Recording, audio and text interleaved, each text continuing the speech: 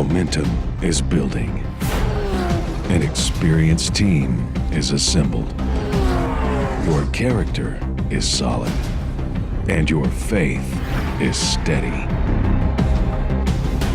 In the pursuit of excellence, you find success. Well, let's start at Effort Racing. I did a local sponsorship for Mr. Mills and a race in Petit Le Mans in 2011.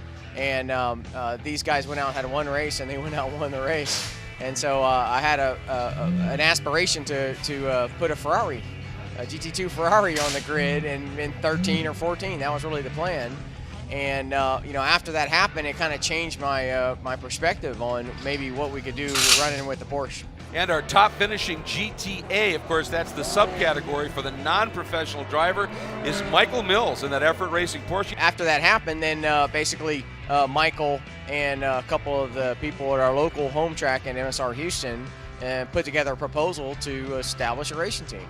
And it was an aspiration for me as part of the development of the Effort brand.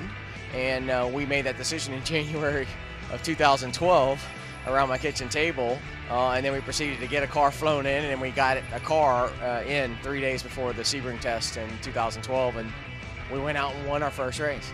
So it was really, we set the bar pretty high from that perspective. And so then from then, it's been a really good progression of learnings, and then making sure that we bring in the pattern of excellence in all the areas that we're working in within the team.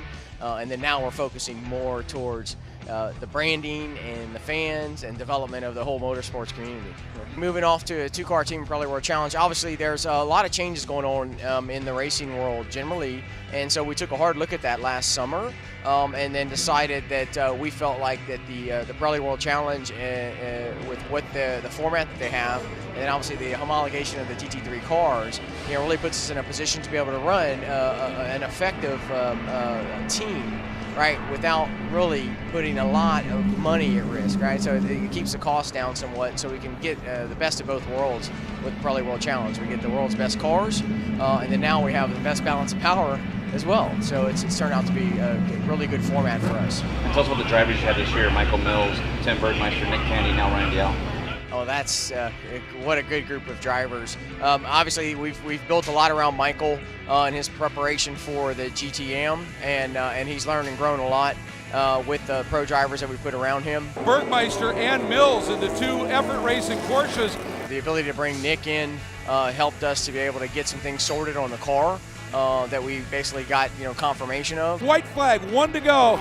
Tandy, can he bring the first overall and GT category win in North America to the Porsche GT3R? Nick coming in was just a great move, helped us sort a couple things out, and that's showing in the results now. For Ryan Dial, he has been spot on and comes onto the front straight. He's going to do the sweep. Effort Racing picks up rounds 11 and 12 here at the Mid-Ohio Sports Car Course. The ability to be able to bring Ryan in is a really big move for the fans as well as for Effort Racing, because there's a lot more to learn. Behold the Porsche GT3R. Feel the rumble. Hear the roar. Effort Racing is excited to announce the launch of Effort Nation, a new way for fans to interact on a more personal level. We were really having a good time getting going with launching Effort Nation, which is really just a community of fans that love motorsports.